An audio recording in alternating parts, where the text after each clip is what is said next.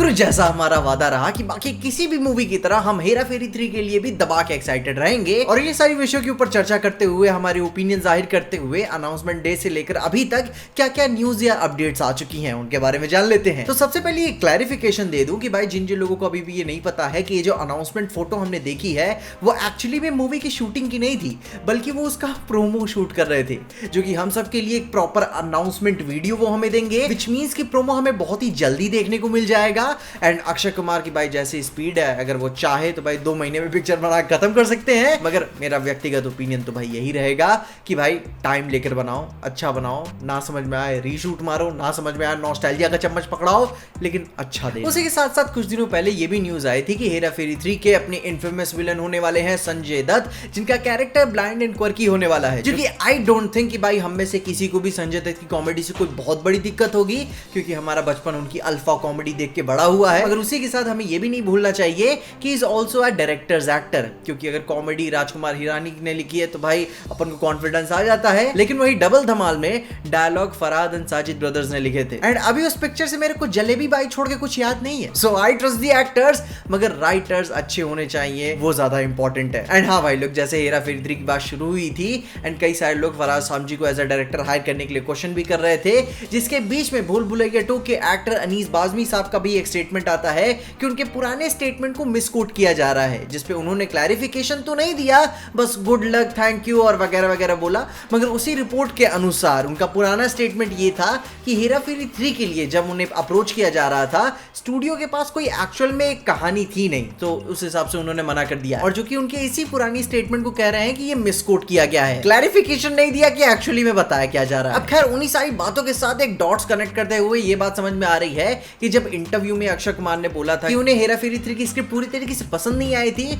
तो प्रॉब्ली ये भी रीजन हो सकता है कि स्टूडियो के पास पूरी तरीके से स्क्रिप्ट थी भी नहीं, जो कि अब ये समझ में आता है कि ये एक बहुत बड़ा इशू हो सकता है मूवी को इतने टाइम तक होल्ड पे रखने का। एंड जो कि गुरु भाई अपनी इतनी स्क्रिप्ट्स की अपन बात कर ही रहे हैं, तो इंटरनेट पे कई दिनों से ये भी न्यूज सरफेस कर रही है कि अभी हेरा फेरी 3 के मेकर्स गोस्ट राइटर्स को हायर कर रहे हैं अपनी मूवी को कंप्लीट करने के लिए। एंड हाँ, ध्यान देना ये कुछ भी कंफर्म नहीं है, और वैसे भी भाई ये से कौन कंफर्म करेगा, कौन बोलता है कि हमारी दही खट्टी है। मगर भाई ये भी तो ध्यान में देने वाली चीज है कि धुआं वहीं से उठता है जहां पे आग लगी होती है। हम सब जानते हैं कि नीरज वोरा साहब ने अपने निधन से पहले बहुत कुछ हेरा फेरी 3 लिख ली थी, वो उसे पूरी तरीके से कंप्लीट तो नहीं कर पाए थे, मगर उन्होंने एक हद तक हेरा फेरी 3 लिखी थी। एंड अभी अपने इंटरनेट के सक्सेस सूत्रों के माने तो बहुत बड़े बड़े चांसेस है कि मूवी की कहानी नीरज वोरा साहब के विजन से बिल्कुल भी रेजोनेट ना करे, वे कंप्लीटली एकदम अलग अप्रोच लेकर आगे बढ़ सकते हैं, जो कि मैं अभी के तौर पे सही नहीं मानता, क्योंकि भाई नीरज वोरा साहब ने जितना भी लिखा था अगर वो इसे अडैप्ट ही कर लेते हैं तो काफी हद तक एक अच्छी मूवी निकल के आ सकती है, क्योंकि हमने